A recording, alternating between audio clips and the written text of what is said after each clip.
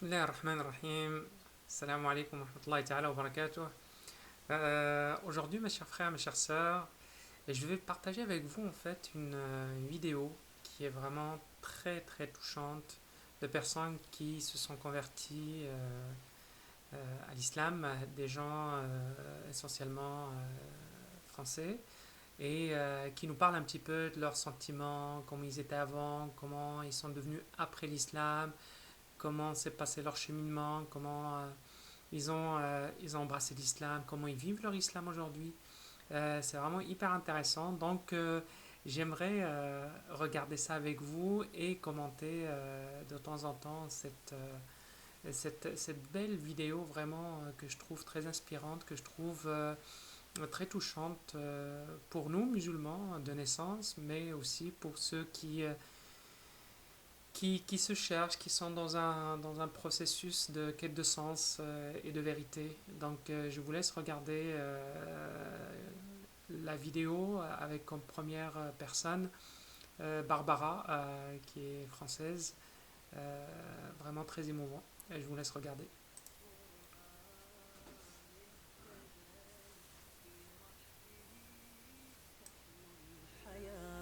J'ai surtout lu le Coran en fait. Ça a été vraiment, j'ai vraiment essayé de lire et de comprendre. Et moi, je viens d'une culture chrétienne, enfin catholique. Et, dans la religion catholique, très tôt, il y avait beaucoup de choses que je trouvais pas cohérentes ou logiques, donc j'en ai été écartée. Et تذكرت تلك الأيام التي قرأت فيها القرآن لأول مرة، وتذكرت كيف كان الله يخاطبها مباشرة. إنه شعور جميل وبنفس الوقت مؤثر.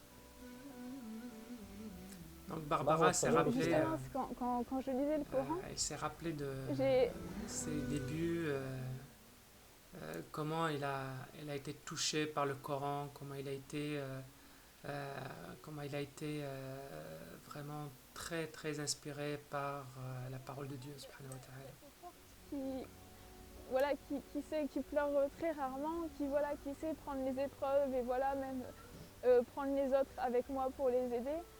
Et quand j'ai lu le Coran, j'ai eu la même sensation que quand je demandais de la vérité ou voilà, d'être rapprochée de ça ou que si j'avais cette vérité, je ferais partie de ces gens-là. Quand, euh, quand je lisais le Coran, j'avais cette sensation vraiment que, en fait, qu'il y avait un sens et que j'appartenais à Dieu.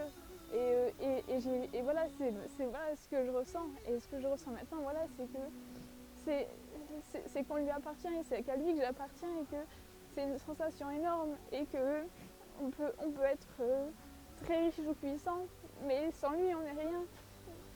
Et je pleure rarement, c'est vraiment, mais c'est, quand je reparle de ça, j'en parle rarement parce que c'est quelque chose qui, qui me prend vraiment et c'est,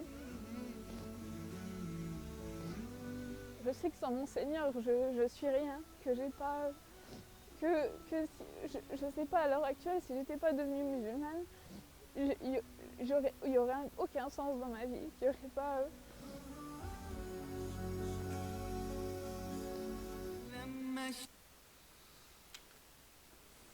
Vraiment extrêmement touchant, mes chers frères. Ce qu'elle a dit à la fin est extraordinaire parce que même si parfois on peut être loin de la religion, on peut être loin de Dieu, mais comme dit Allah subhanahu wa ta'ala, ou comme a dit le prophète sallallahu alayhi wa sallam, القلوب بين أصبعين من أصابع الرحمن يقلبها كيف يشاء. Donc les cœurs des êtres humains euh, sont entre deux doigts du Créateur. Il peut les tourner et les retourner comme il veut, subhanallah. Et notre sœur Barbara, française, musulmane avant tout, et a vraiment touché un point essentiel en fait dans la foi de chacun. D'abord, c'est que peu importe vraiment ton niveau de foi ou pas du tout de foi, du jour au lendemain, on peut vraiment être touché par la grâce de Dieu, subhanahu wa ta'ala. إنك لا تهدي من أحببت ولكن الله لا يهدي من يشاء. Donc tu ne guideras personne de ton propre chef, mais c'est Dieu qui guide celui qui il veut. Subhanahu wa ta'ala. Donc Dieu subhanahu wa ta'ala, c'est lui qui guide qui il veut. Donc Allah subhanahu wa ta'ala peut guider même celui dont tu ne penses jamais une quelconque conversion, une quelconque spiritualité, mais Allah est capable de le toucher par sa grâce, donc il ne faut jamais, jamais, jamais désespérer, mes chers frères, mes chères sœurs, de l'être humain, peu importe qu'il soit athée, agnostique, d'une autre religion, une religion monothéiste, une religion païenne, peu importe, mais toujours vraiment garder à l'esprit que n'importe quel être humain peut être touché par la grâce de Dieu subhanahu wa ta'ala. La preuve, c'est qu'on voit beaucoup de musulmans, de nouveaux musulmans qui se convertissent ici en Occident, là où nous sommes. Donc il faut garder l'espoir en l'être humain. Comme nous allons voir par la suite dans ces profils qui vont suivre. Et Barbara, en fait, a touché un autre point aussi, c'est que celui qui veut vraiment chercher la vérité et qui demande vraiment à Dieu, exalté soit-il, de lui montrer le chemin, de le guider vers la vérité, Dieu subhanahu wa ta'ala, il va le guider. Assurément, il va le guider parce que Dieu ne cherche pas à nous châtier. Dieu subhanahu wa ta'ala dit dans le Saint-Coran ما يفعل الله بعذابكم إن شكرتم وآمنتم وكان الله شاكرا عليما. Que peut faire Dieu par votre châtiment si vous étiez des croyants et des gens qui reconnaissent les bienfaits de Dieu. Donc Allah subhanahu wa ta'ala cherche à guider celui qui veut être guidé. Si tu demandes à Dieu subhanahu wa ta'ala d'être guidé à la vérité, Dieu subhanahu wa ta'ala va te guider vers le droit chemin et vers la voie de la vérité. Et ça, c'est vraiment une expérience, je veux dire, personnelle avec des gens qui sont convertis. Et à chaque fois, lorsque je leur demande de prononcer la shahada dans mes fonctions de imam, souvent, par la suite, je leur demande comment ils ont fait pour cheminer vers l'islam. Ben souvent, ils me disent que c'est vraiment grâce à cette demande insistante de leur part de les guider vers le droit chemin, subhanallah. Et souvent, Allah subhanahu wa ta'ala exauce leur dua et les guide vers l'islam. Donc nous continuons ces reportages très touchants, vraiment. اشتكى جوف الظما لما بكى جفني دما والدرب خاف جهنما لجأت للقرآن ما عدت أدري ما الضياء إلا مع القرآن. Je me suis dit, lui, il va avoir un avis neutre. Pas du tout.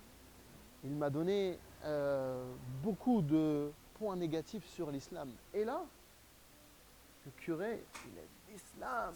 Oh là là. Il me dit, c'est une religion de guerre, c'est une religion de haine, c'est une religion qui n'est pas tolérante, c'est une religion où la femme n'a pas sa place.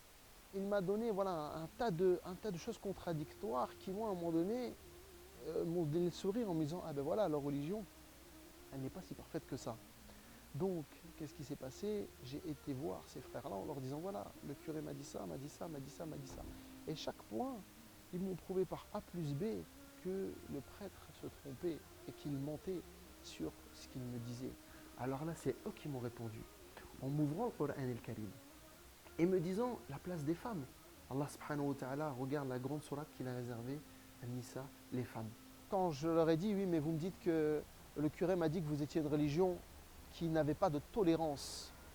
Il m'a dit nous avons une religion qui n'a pas de tolérance. Il ouvre le Coran el-Karim et il me fait montrer le verset coranique où Allah dit lakum dinukum waliyad-din. À vous votre religion, à moi la mienne. Alors, chers frères, chères sœurs, J'aimerais m'arrêter là-dessus par rapport à notre frère qui a raconté son histoire. J'aimerais juste revenir sur un point qu'il a abordé, celui justement de la recherche de vérité. Donc c'est sûr que on doit chercher la vérité et on doit chercher justement des gens qui nous guident vers la vérité, euh, mais des gens qui sont, qui sont, qui sont assez compétents quand même pour te guider vraiment. Et il y a plein de gens qui peuvent rater cette démarche et qui peuvent complètement dévier juste parce qu'ils tombent sur des mauvaises personnes. Donc à nous, musulmans, justement, d'être de très bons conseils, comme ils l'ont été ces frères que notre frère et ami a rencontrés pour corriger les erreurs et les approximations de ce prêtre. Cela étant, je mettrai juste un petit bémol. Ce ne sont pas tous les prêtres qui parlent mal de la religion musulmane. Vous savez, des prêtres sont des humains comme vous et moi, et ils peuvent se tromper, ils peuvent être rancuniers, ils peuvent avoir de l'animosité, mais il y a vraiment des gens de la communauté chrétienne que moi aussi je côtoie, que je connais, et qui sont des gens vraiment extrêmement gentils et qui sont dans la vérité, pas dans la rancœur ou quoi que ce soit. Donc c'est juste une petite correction par rapport à ça. Il ne faut pas généraliser, il ne faut surtout pas généraliser par rapport à ce que dit notre frère. Voilà.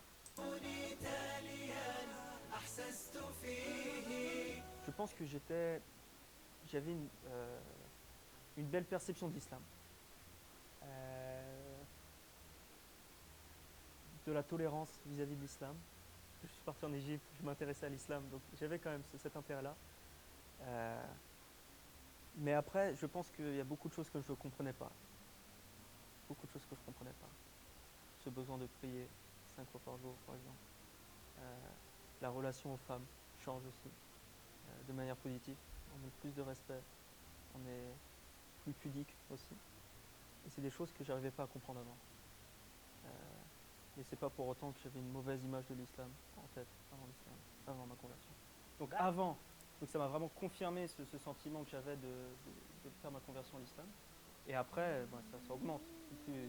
Plus la foi augmente, plus l'amour pour le Coran augmente. Et malgré le fait qu'on ne comprenne pas l'arabe, ça apaise. Si on le récite sans comprendre, ça apaise. c'est un des miracles du Coran.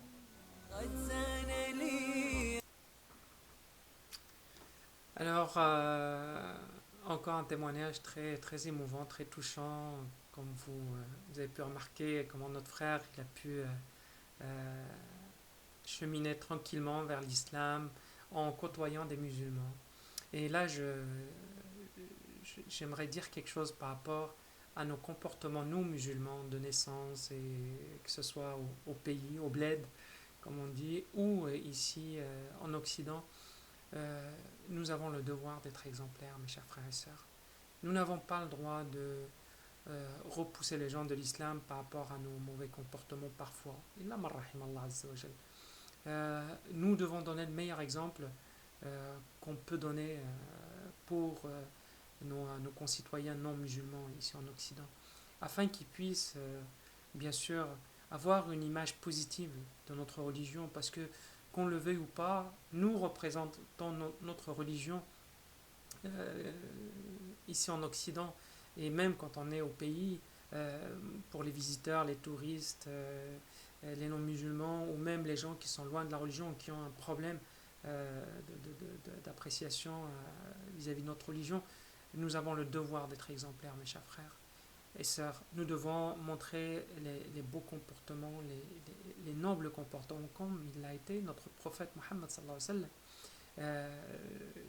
sallam, dans sa femme Aïcha radiallahu anha, disait كان خلقه القرآن كان قرآنا يمشي فوق الأرض. Il avait un comportement tel qu'il est décrit dans le Coran. Et le Coran, il nous appelle à la bonté, à la justice, à la vérité, à la solidarité, à l'altruisme. Tout ça, nous devons le montrer. Nous devons vaincre notre côté un peu obscur et notre côté maléfique. Nous devons montrer notre meilleur, le meilleur de nous-mêmes, afin que nous puissions faire aimer cette religion à nos concitoyens d'autres religions avec qui nous vivons tous les jours. Donc, vraiment très important. Et vous voyez comment notre frère a vécu en Égypte et comment il a découvert, certainement grâce au bon comportement des Égyptiens avec lui et au bon voisinage qu'il a eu, à la gentillesse qu'il a dû vivre avec nos frères et sœurs égyptiens.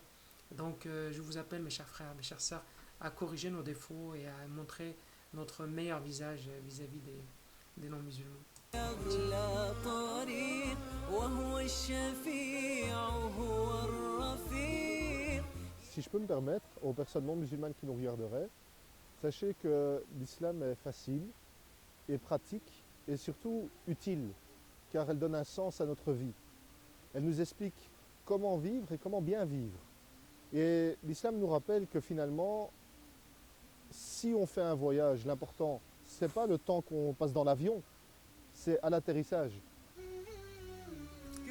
Masha'Allah. Inch'Allah, mes frères, vous voyez notre frère comment il a expliqué de façon très très simple et très facile c'est quoi le sens de la vie finalement. Et souvent nos frères et sœurs qui sont musulmans de naissance, souvent ils n'ont pas cette profondeur dans la réflexion en fait par rapport à la religion. Et puis notre frère a tout expliqué, il a dit clairement que le plus important, ce n'est pas vraiment cette vie ici-bas. Notre objectif, c'est de gagner notre au-delà. وَمَا الْحَيَاةُ الدُّنْيَا إِلَّا لَعِبٌ وَلَهْوٌ وَلَلدَّارُ الْآخِرَةُ خَيْرٌ لِلَّذِينَ يَتَّقُونَ أَفَلَا تَعْلَمُونَ صدق الله العظيم. Donc Allah il nous dit, ce n'est pas la vie d'ici-bas qui est la plus importante, c'est la vie qui a l'au-delà après notre mort. Donc bravo à notre frère qui a simplifié justement cette philosophie et le sens de notre religion tout simplement. Et on continue avec notre frère Ibrahim, toujours nos frères et sœurs de France. التفريط عادة ما ذقت في الدنيا سعادة. Avant de connaître l'islam, de savoir ce que c'est, j'avais une vision très basique, très orientée par les médias, vu que c'était le seul contact en fait que j'avais avec l'islam. C'était une religion inconnue. J'avais vraiment une vision assez négative au niveau des libertés individuelles et surtout des relations hommes-femmes aussi. Et quand j'ai compris que le Coran c'était vraiment Dieu qui nous parlait et qui en même temps me parlait directement, c'est à ce moment-là que j'ai commencé à vraiment accepter que le Coran est au centre de l'islam et qu'en acceptant le Coran, je devais aussi accepter l'islam. Masha'Allah, mes chers frères, Masha'Allah, vraiment, ça fait vraiment très plaisir et ça fait réfléchir aussi. Vous voyez comment notre frère Ibrahim avait une mauvaise image de l'islam et puis petit à petit, donc il a commencé à faire sa propre démarche, son propre effort pour découvrir la vérité. Alors soyons des agents facilitateurs à découvrir cette vérité pour nos frères en humanité, nos frères et sœurs en humanité et qui n'ont pas encore cette chance d'embrasser l'islam, la religion de vérité. Donc j'en appelle au sens de la responsabilité de chacun de nous en tant que musulmans, même nos frères qui deviennent musulmans, il ne faut pas qu'ils oublient d'où est-ce qu'ils viennent. Il ne faut pas qu'ils oublient ceux qui ont laissé, qui sont restés derrière. Il ne faut pas les laisser à l'abandon. Il faut garder justement ce trait d'union. Vous êtes le trait d'union, vous êtes le pont grâce auquel vos parents, vos amis, vos frères et sœurs, vos familles vont pouvoir traverser de l'ignorance, de l'obscurité vers la lumière de l'islam. Alors ne coupez pas les ponts définitivement. Gardez le cordon ombilical, gardez justement les liens de filiation avec vos parents, même si ils vous rejettent, mais gardez euh, votre, votre, votre pitié envers eux, gardez votre lien envers eux. Euh, et ça, c'est pas moi qui le dis, c'est le prophète Mohammed sallallahu alayhi wa sallam qui exhortait les compagnons à garder justement le contact avec leur famille. Euh, et Allah subhanahu wa ta'ala nous le dit par rapport à nos parents. إن جاهداك على أن تشرك بي ما ليس لك به علم فلا تطعهما وقل لهما قولا كريما. Alors, même si vos parents ils vous demandent d'abandonner la conversion, d'abandonner l'islam, ne les écoutez pas, mais gardez une relation de bonté envers eux. Soyez miséricordieux envers eux. Soyez bienveillants envers eux. Que ce soit vos parents et surtout vos parents, ou le reste de votre famille, le reste de vos connaissances. Ne vous coupez pas du monde extérieur, ne vous coupez pas du reste de la planète. Et malheureusement, ça, on le voit souvent, moi je le vois en tout cas dans mon vécu, avec certains convertis qui changent radicalement et qui commencent à traiter les autres de mécréants, etc. Et ils oublient malheureusement d'où est-ce qu'il vient lui-même. Donc, restez cette lueur d'espoir à des gens que vous avez laissés derrière vous. Alors voilà mes chers frères, mes chères sœurs, je suis vraiment très content d'avoir partagé cette vidéo avec vous. Je pense que c'est nécessaire justement de parler de ça parce que autour de moi je vois beaucoup de choses qui ne plairaient pas à Dieu subhanahu wa ta'ala. Enfin, j'espère que cette vidéo vous a plu. Si vous l'avez aimé, alors vous la likez, et puis vous vous abonnez à la chaîne aussi, puis partagez. Alors je vous dis à très bientôt mes chers frères, mes chères sœurs, pour une nouvelle vidéo. Assalamu alaikum wa rahmatullahi ta'ala wa barakatuh.